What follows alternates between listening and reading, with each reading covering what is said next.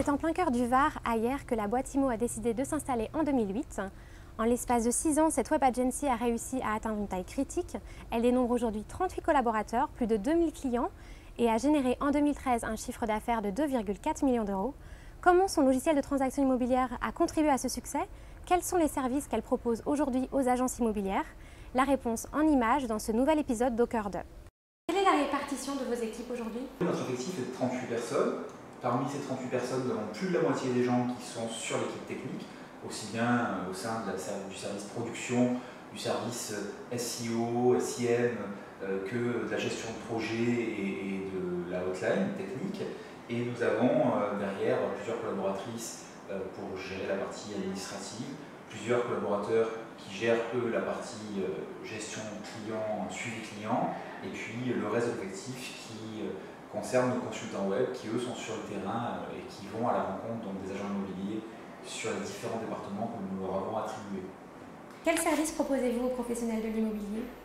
Notre principale activité aujourd'hui est l'édition de logiciels. Nous sommes éditeurs du logiciel Hector, qui est un logiciel immobilier de transaction, dans lequel on va également retrouver des modules pour la location saisonnière, les programmes neufs et l'immobilier d'entreprise, mais avec un tronc commun qui est dédié totalement à la transaction classique. Parallèlement à ça, nous sommes également créateurs de sites internet. Nous créons à peu près entre 5 et 600 sites selon les années pour le compte d'agences immobilières indépendantes ou pour le compte de réseaux.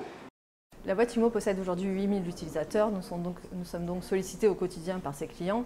La hotline a donc pour but de pouvoir répondre à leurs questions et à leurs demandes sur des thématiques aussi variées que le paramétrage ou l'utilisation de notre logiciel. Tout ça dans le but de les satisfaire au quotidien et d'apporter le meilleur service possible. Nous répondons à nos clients en temps réel ou nous nous engageons à les rappeler dans la demi-journée. Pour chaque demande à traiter, un ticket est ouvert et donc un mail est envoyé à notre client pour l'informer que la demande est en cours et il reçoit également un second mail quand la demande est traitée.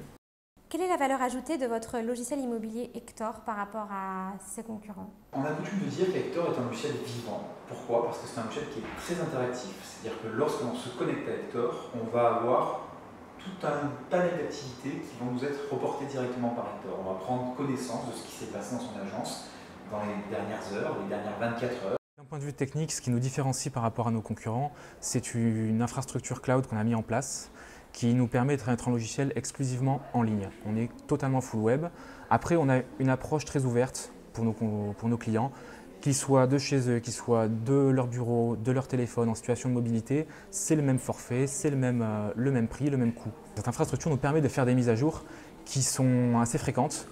La plupart de nos clients ne s'en rendent pas compte, mais on fait au moins 1 à 2 mises à jour par semaine et, pour des petits correctifs et des grosses mises à jour avec des gros correctifs en moyenne une fois tous les 2 mois.